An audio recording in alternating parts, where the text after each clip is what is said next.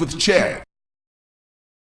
So overall, I have the largest team in the company, Oh, wow. and I report directly to Ebe, our CEO. So you're like everywhere. I am, and I stay busy, as you've probably figured out. I have. Let me tell you, just to coordinate a picture or coordinate anything, it was wow. You're just busy all the time. So I was like, you know what? I'm not gonna pressure, but you know, here we are. You're here, so I'm not Yes. complaining. Okay, so how long have you been in? Oh, And you I know, think it's almost 12 years now at this point. I started in September of 2007 as a Linden. I was originally a resident before that. yeah, that was my next question. Like, were you just playing SL like la la la, and then like, you know what? Well, I think I want sort to be a of. Linden. Sort of. I started in Second Life as a resident in late 2004. I kind of came in from another MMORPG that was kind of an open world sandbox. If any of you remember, it was Star Wars Galaxies. I was a huge fan of it until they kind of killed it with their second set of game improvements, as it were. And I was kind of, I'd always kind of been into SimCity and games like that too, and stuff like that. And that's when I kind of tripped on Second Life. I'd heard about it actually on the radio, local here in Atlanta, and the talk show host was kind of talking it up some, and I said, well, I'll give it a shot. And the rest of it from there is kind of history. It was funny because the one when I heard about the game first was My Strange Addiction, and I was like, oh, who can do that? And here I am. So don't never make fun of people on TV. I'm just saying. Okay, so is there like an application interview? Did you have to like go fly out Yeah, to San Francisco, yeah. or how'd that work? A variety of different things. It was like applying for any other job in a way, sort of. I mean, for me, because at that point in time, between 2000 and late 2004, early 2005, and 2007, I'd built my own business, and it was fairly large and really well known from my resident account. And I was also pretty prolific in the mentor rings, Second Life mentor program, and so I had somebody that I knew suggest to me that I should think about applying because they had opened up some customer support positions. Okay. And I was, kind of at that stage in which, even within just the short, couple few years that I had been a resident, felt like I'd done so much and I loved the platform as much as I did that I was like, well, I'll give it a shot, and if I were to, get the job, as it were, I would see it as just kind of the next evolution of what I could do to help Second Life. Yeah. And, it was with that, I guess, mentality and attitude that I, landed my job interviews, flew through everything. I originally interviewed with Mick and Shar back in the day for a customer support position with the concierge team, as a matter of fact. And they thankfully said yes. And here I am. And here you are. Oh gosh. So did they like actually like fly you out, or did you do an interview like right here on Second Life? No, we did everything remotely. My first trip to San Francisco didn't come for probably 2 years after I company. And the company is very, very rooted in, not only the belief in leveraging Second Life as a platform, and all of its capabilities for what we see it for, but also for how we work. And so, they didn't see face-to-face interviews necessity just, to get a position at that particular. Okay. So with great responsibility comes, or with great power comes great responsibility. When you become a Linden, like I know, like some people like, if I become a Linden, I'm like banning everybody I hate. Like it's not like that, I'm sure. But like, No. a lot of seriously, like, do you think some people try to go through that phase, like just to abuse power? No, and thankfully we've really never had that issue. Despite what and I can be really candid because I'm allowed to. Despite what you may hear in the community and ramblings and rumorisms and stuff like that, I can proudly say that we generally have never had a problem like that. That's not to say that everyone is an angel all the time, but abuse of power and being a Linden and stuff like that are things that we all take very seriously and to heart. You can pretty much ask any one of us on the team, well, what is probably the best job you've ever had in your life, and they would say the one that I'm talking to you from right now. And that comes with great power, like you mentioned, and stuff like that. And there's no reason for us to feel like we need to abuse it to be happy. We are very happy with what we do, and I guess that kind of brings the enjoyment of being in a really, really good position to not feel the need to do anything bad. I guess it is. That's pretty awesome. I guess if you enjoy your job, you're not gonna why screw it up? Like I'm not gonna give my job is my job, customer service or anything. I mean, like, it's just plain and simple. This is my job. Yeah, there's probably a really deeper, there's probably a deep level of passion there, right? That we all have for our positions.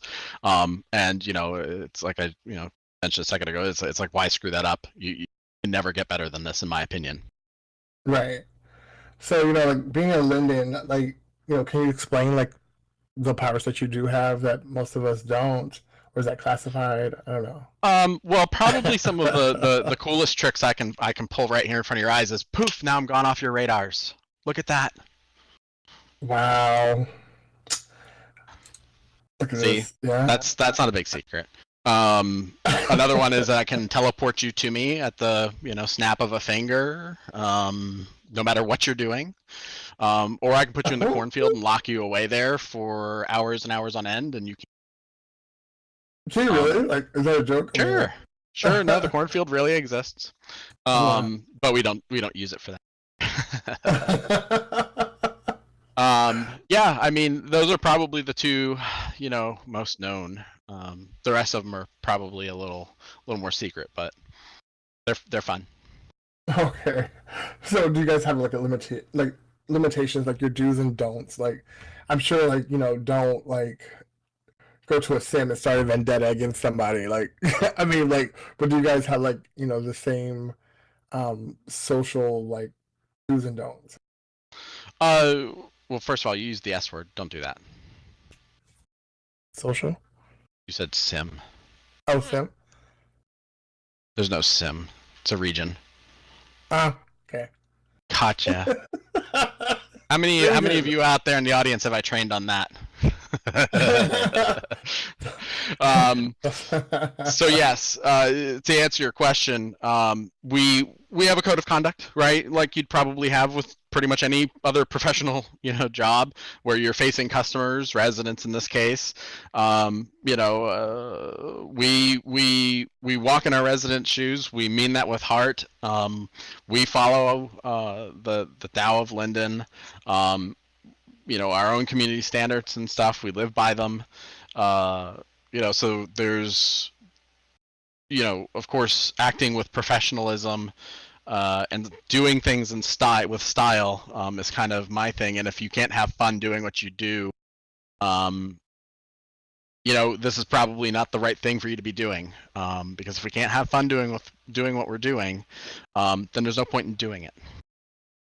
That's kind of my philosophy, and that's what I tell everyone on my team when they come on board. And I tell them, the moment you feel like you're not having fun doing what you do, you come talk to me because we have to fix that. Yeah, I feel you, because I mean, you want a positive environment no matter where you go. Yep. I can totally agree with that. So another thing that I guess people are like wondering is like, can you like, what could I say, like events, like can you get into regions like if they're full? Oh yeah, absolutely. So that's like there's no cap. It's like you just like, no, I'm going in. Yep, I can teleport in anywhere I want. Oh, nice. You know, I'm a shopaholic. I don't think I should ever have that power. I'm just saying. Like, Yes, it may or may not okay. come in handy with the various shopping events when they go live, TMD. Oh, no. We're gonna call out events. Oh no. So, so another thing, like another subject that we wanted to talk about was when it comes to currency in Second Life. Do you like have like the same like exchange rate as we all do, or do you guys do like a special discount? Or I mean, can you even talk about that? Do you mean from the standpoint of like me as a Linden with Linden dollars and what I can do, use, and spend? Yeah, no, we're going with Oh, that. yeah. So we actually internally are provided with a nice, generous little call it an allowance, I guess, to do things like go shopping at events and stuff like that. And the really kind of cool thing about it is we see it as our way of being able to give back to the community and the creators and stuff. So, when you see us out and about shopping and stuff like that, buying things, etc., we're just participating in the economy like pretty much everybody else. So we like to do that. One Oh, of sweet. yeah, it's one of the handful of few ways that we have to kind of give back and say thanks for doing what you do to make Second Life great. Yeah, I've seen you here like a few times shopping. I'm like, oh, what do we do? Yeah. One of us, Sometimes I run one up of and us is down the in boardwalk trouble. and check out the stores and other places too. All right, you guys all heard that, so you know, make sure that you guys are acting right on the region. Just saying. So, are you allowed to use like your Linden account like as you please, meaning like for fun and like general users, or do you have like another like alt that you have like you just to go just to be like regular or whatever? Well, so our like usage of our Linden account is discretionary. We can do as we please, log in when we want. Um, there is a line between like, am I doing stuff that's work related, or am I doing stuff for my own volunteerism or, kind of free time like this, for example. I'm not on the clock, quote unquote, even though I don't have a clock per se. It's 24/7 because that's just the nature of my position. Yeah. Um, I have to live, eat, breathe, sleep, and die Second Life, and I love every minute of it. But in general, we are free as employees and stuff like that to do what we want. There's again, there is a little bit of like a professional bounding box probably put around that. Like I probably shouldn't run around and like date people, or something like that from my Linden account. Not that I can anyway because I'm happily married. But if that kind of activity were to take place or anything like that, then that's something that we would do from our resident account instead, for example. Yeah, I was gonna say you probably shouldn't be Personal dating on your. stuff, personal stuff for sure. We should be using our resident alts for, and like you all, we can have as many as we want, do whatever we want to. But yeah, I mean, otherwise, I can run around, chat, hang out, shop. You'll see me like engaging in events and stuff like that, even from my account here with Patch, like Pride and stuff like that. I'm usually there a lot, especially Yeah, late in the throughout the events. that's the first time And I saw you at Pride. yeah. So Yeah. it's just it's up to me, and it's generally up to all of us as to what we want to do. All right. So, what I know you have like several passions. I've looked through your Flickr and stuff. I'm totally creeped you. And is there anything like you would like to talk about, or like anything you'd like to promote, like that you have a passion for Goodness. doing that stuff? Um. Well, I mean, if you can't tell from my Flickr page or even Facebook, because I tend to use both of them kind of simultaneously. Yeah. Um, I do get quite a bit into Second Life photography stuff. Um, I actually also have photographers on staff with that do a lot of our internal imagery and stuff. And between myself and them, the images that you see on like secondlife.com a lot of times, or the marketplace, like our banners and stuff like that go out on our blog posts and stuff, those were all probably produced or co-produced by me and them and our marketing team. I tend to stay on top of Second Life fashion quite a bit, so I'm get into that stuff a lot. I'd like to ask you, like, who is one of like your favorite, like, let's say, designers? Well, I don't know why we're on this question. I know what's on the list, but so I have to be kind of blunt and say that in no way or means as an endorsement, but I do favor probably a good handful of certain designers and styles and stuff, and those are probably, again, they tend to maybe come through on my Flickr and range from things like No J Riot, Stealthic, of course. I've been running Stealthic hair for a long time. Modulus hair. It just depends on what's going on. Hello, Danny.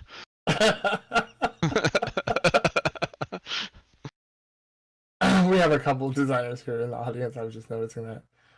Yeah. That's how I was like trying to put them all on the spot. No, I'm just kidding. I swear I'm not.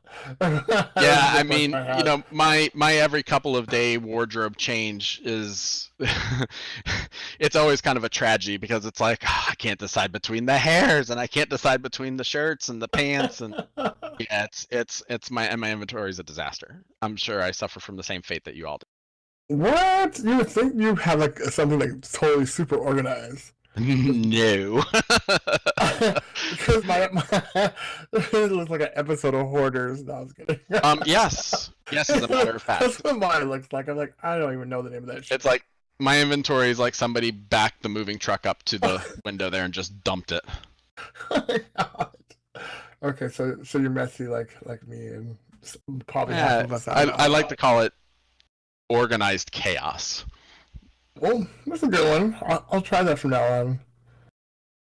I know where in the list stuff is. It's just, I may have to scroll like 3 pages worth down to find, the particular thing. Yeah, and I use the outfits option, and like, if it's not in one of my outfits, like, I'll probably lose it forever. So I have like a number of them. I do make a good handy use of that feature. That was probably one of the best things we did back then. Yeah, it is actually. I'm not even gonna lie to you. That and the like little star thing, I don't know what it's called, like their favorite wearables, whatever. Mm-hmm. I love that feature. Like that's pretty awesome. Yeah, now I don't go to the point of like taking pictures, of the outfits and stuff like that. I just name them really clearly, and I actually date them too. So I am probably a little OCD on that. Okay, I haven't even started using that feature yet. It's been there for a while. I'm just like, I don't want to take pictures. It's stupid. So yeah, too busy to take pictures. Too busy. So I'm gonna get a little like personal, but not really. Like, so you like get hit on like a lot? I'm sure like guys are always hitting on you like. No, you'd actually be surprised. People are generally really respectful. And it's really funny. Or scared, maybe. Who said that, Louis? Maybe. But the funny thing is that, like, I mean, people, will be flirtatious and things like that. And sometimes I'll flirt right back. I'll just be blunt and be like, yeah, haha, fine. And the and I don't care. It's fun, right? It's cool. Right. You're married in real life, so I'm not trying to put you on the spot or anything like that. Well, part of it is too for me is that we're humans too. Right. We might be rarer than dragons, but surprise, there's a real person here, and one of the I think the greatest things that Ebbe did when he came in was he kind of turned around. We'd kind of gone through this this period of time where we were a bit disconnected feeling from, the, and likewise, in first, same way, the red, same thing. They had basically noticed, they felt like we were also kind of very absent. And Ebe basically came in and, gave us leeway and fully empowered us to be able to go in and do these types of things so that we could reconnect with Second Life and the communities and get in here and talk to people and stuff like that and do what we need to do, to support Second Life. And so I'm very, very grateful and thankful for everything that he's done in regards to that and being able to allow us to do these types of. Oh, okay. That's actually really good to know. I mean, because I guess people were just wondering, like, if you get hit on, or like Linden's able to date people, and I said, we can, but I'm gonna, I'm not. We can, but again, that stuff gets shifted to our personal accounts. Okay. And so we don't carry out those types of activities through our Linden accounts. Okay. That's good to know. So, like, if someone was dating, they would have to be on their alt then. I mean, yeah, that's what you're saying. Yep. Okay. So, I know that you're Linden. I know that you're very busy. So you don't have to explain in detail, but do you have another general account? Well, this hard questions are going to answer. What is your? I don't know if you want to share with other people, like your other account. Oh, I don't share that, no.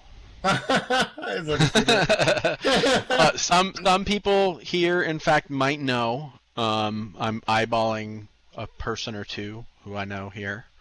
And in fact, there's some people here who may even know my alt that don't know that I'm that person.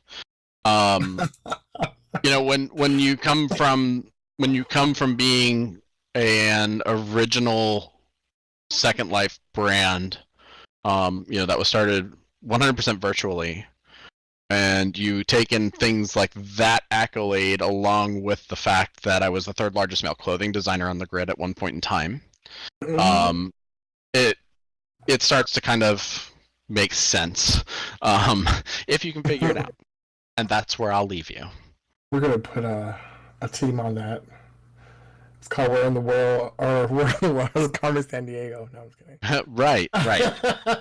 And no, you can't ask me what store, because then you'll know immediately who I am. That's cheating. All right.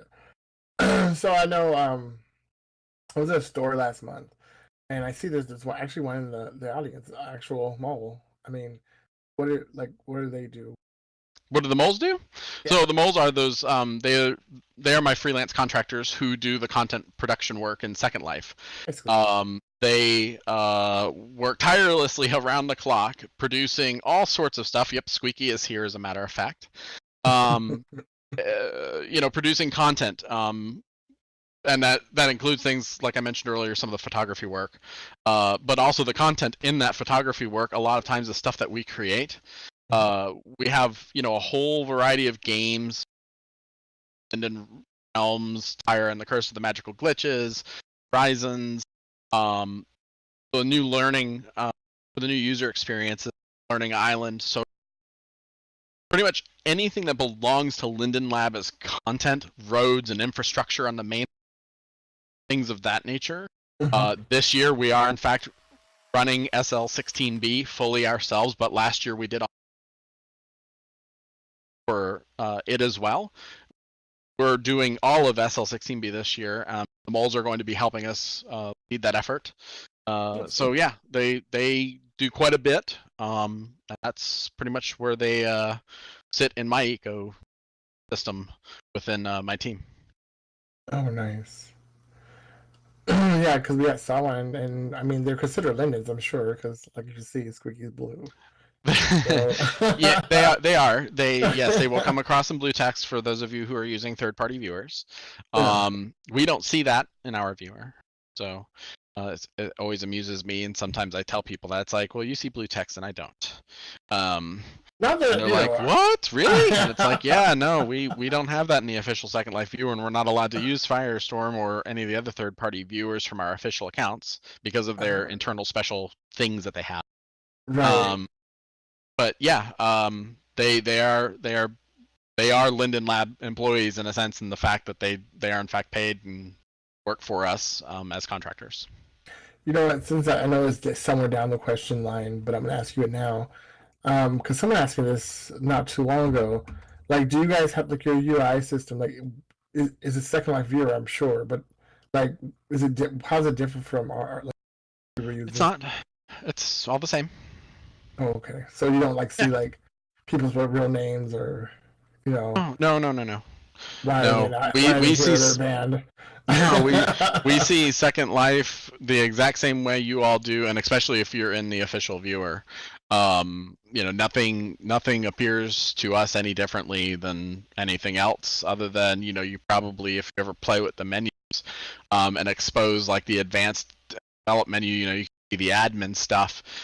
Those things work for us, whereas they don't work for you. Oh yeah.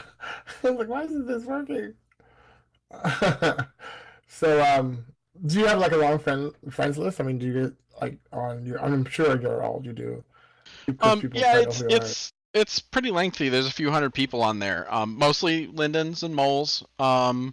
And I've got a handful of residents who I work with from various communities and stuff that I have to keep up with.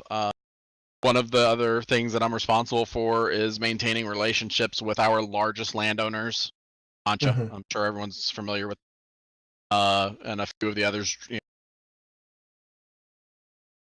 Deepster with, oh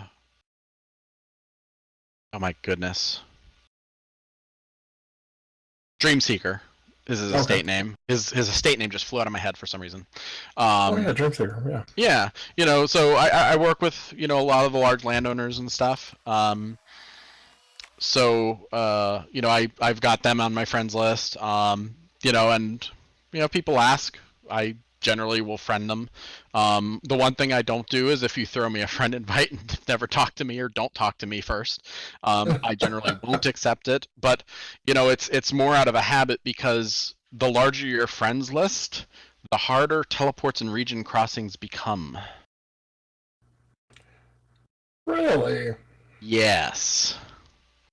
Huh. Every time you teleport or cross a region border, all of that presence data for all of the people who are showing online or offline have to be uploaded and re-downloaded upon every disconnect and reconnect between the, I'm going to use the S word here properly, between simulator to simulator when you are exiting and entering another region.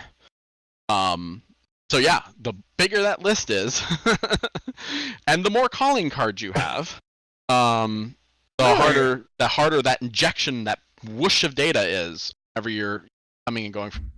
Have you ever been standing in a region when it's mostly kind of empty and like walking along, and somebody like teleports in, and all of a sudden you get that like rubber band, kind of lag spike that you Yeah. suddenly have happen, and it's because somebody just entered the region. It's Yep. that process, right, that actually causes that, I think I along was with a few thinking. other things. But yeah. Okay. So I know recently we've been having teleporting problems.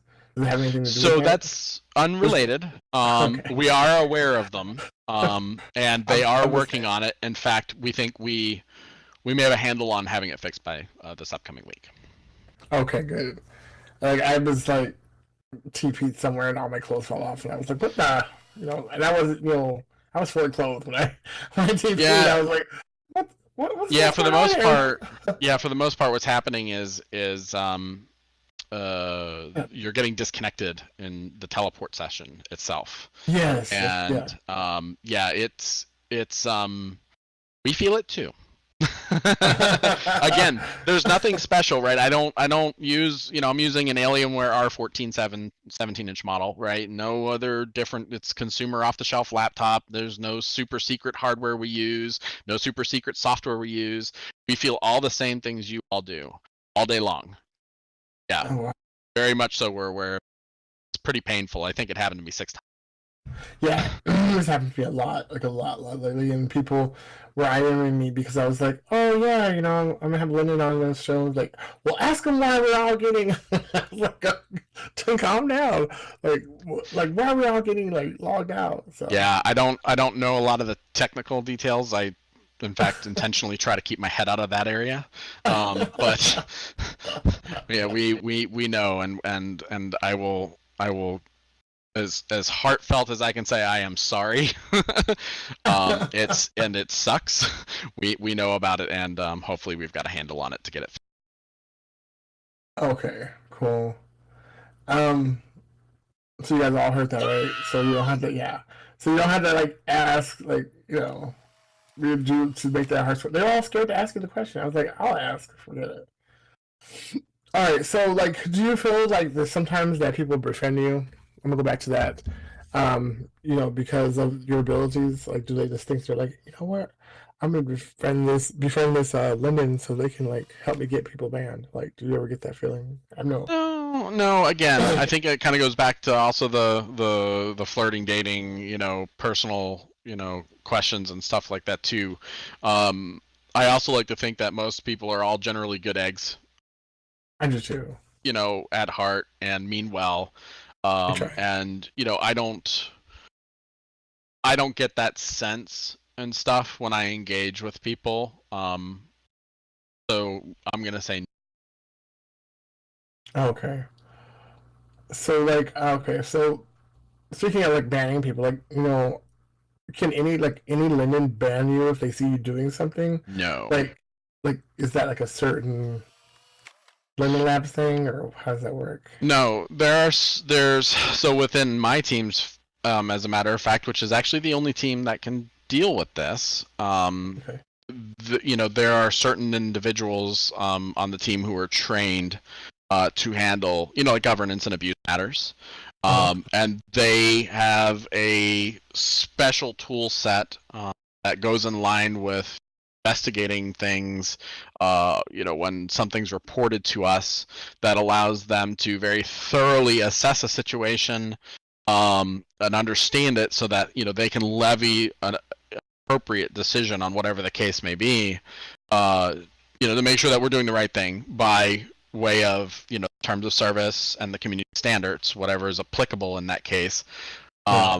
And there's a whole, list of things that, are involved with that. So, they have very unique training. They're in a very specialized situation. I tend to liken it to, I hate saying like something cliche like the FBI, Oh, but they really do have a lot of training that none of my other support agents have.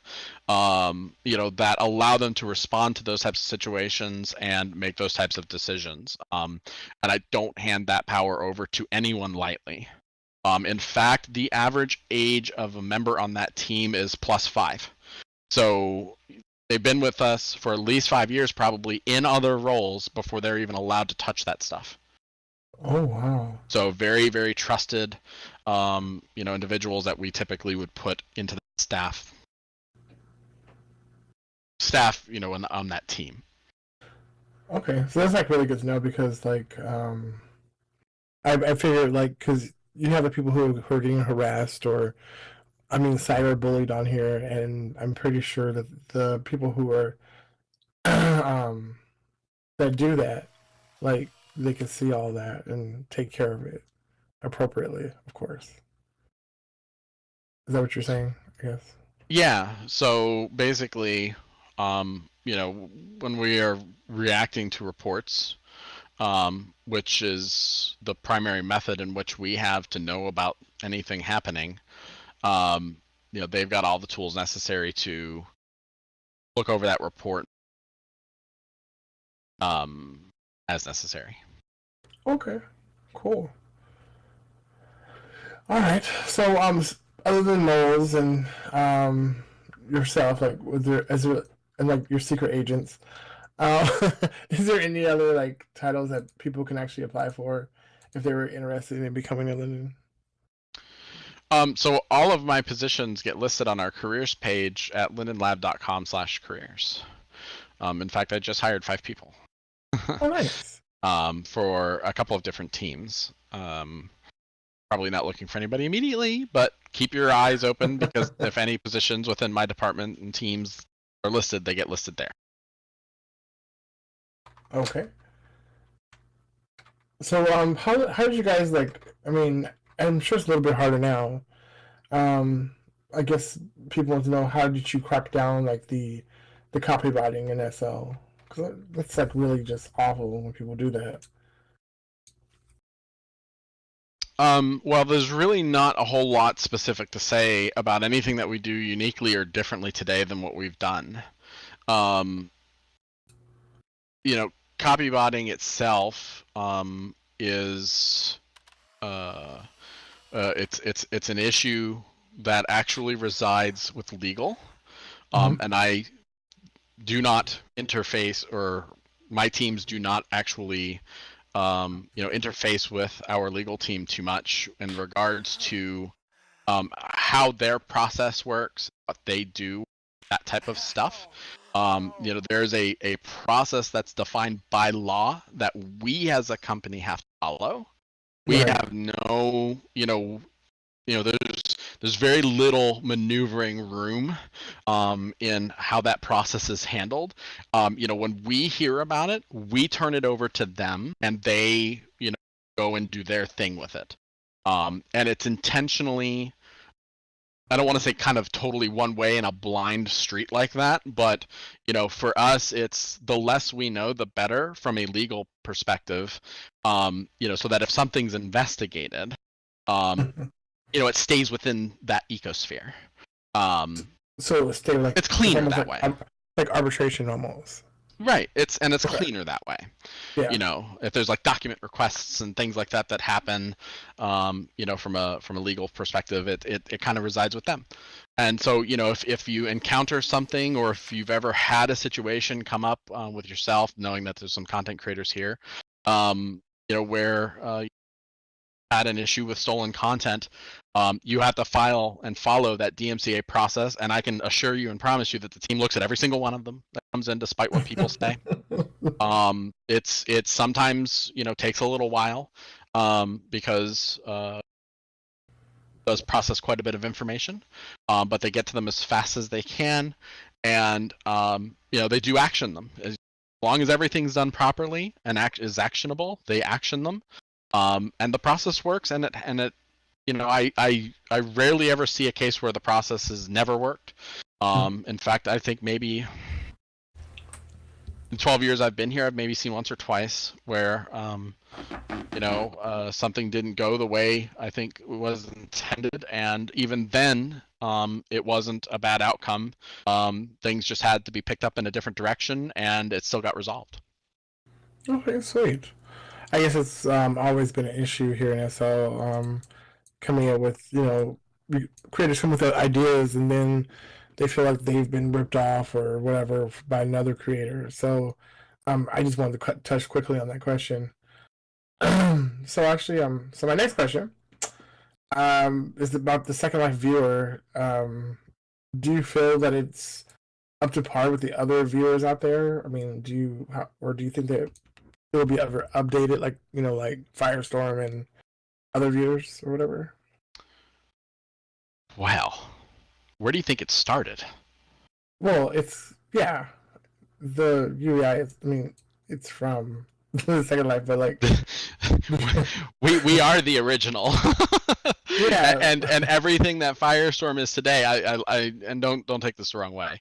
Everything that Firestorm is today started with our viewers, right? They have built some really cool, unique tool sets and some add-ons and stuff like that. Some really neat shortcuts and things like that. And hey, you know what? It's no secret, and I tell people, yeah, I use Firestorm on my resident alt every day, right? If I log in with my resident alt, I use it. And it's a two-way street, right? Because we also have the capability of potentially taking some of their features in for our viewer. Most And definitely. of course, they're taking our features in for their viewer. Mm-hmm. Like right now, I know EAP is probably the big talk of the town, and that's what they're working on, is bringing EAP in. But it's interesting because we do own the majority of the new user onboarding experience coming into Second Life. So for us, it's important to control what that experience is, and for us to contain it within what we know the best, and that is to basically put out our viewer in a way that doesn't get overcomplicated with kind of the pro and advanced features that something like Firestorm carries. Right. But the natural progression there is that once a new user kind of gets going and they're sticking around, and they want more out of a feature set, they inevitably discover Firestorm and they switch, and that's Okay. okay. We're okay with that. I mean, they're still coming into Second Life, still contribute to the economy. So I mean, it's just a viewer basically. So I feel you on that. Yep. I guess that was one of my questions. Like, will you guys like take stuff from Firestorm and put it into, the normal like SL viewer? We can. Do you see that happening in the future? I do. Okay. I can't tell you much more than that right now. Stay tuned. Right. So from now to then, like, from the beginning of like SL to now, what do you think has been the most amazing thing you've developed here in SL? As a Linden, from a Linden perspective. Like as in a feature? Yes, like a feature. Like mesh. Oh. Mesh. I would have to say mesh. Hallelujah. Yeah, so I would have to say mesh, and the things that mesh has done to kind of reface Second Life for a later generation. It's like no secret that we're working on Linden. That cat's out of the bag and coming out really soon. When you look at like the old Linden homes, for example, they were prim based and stuff, and then all the new ones are 100% mesh. Nice. And I kind of liken it to the the kind of the transition that TVs have gone through over time. Back then when Second Life was younger, back when it started even, and then up through when Linden homes were done in 2009 and stuff like that, mesh wasn't really a thing. And that was like the era of 480p.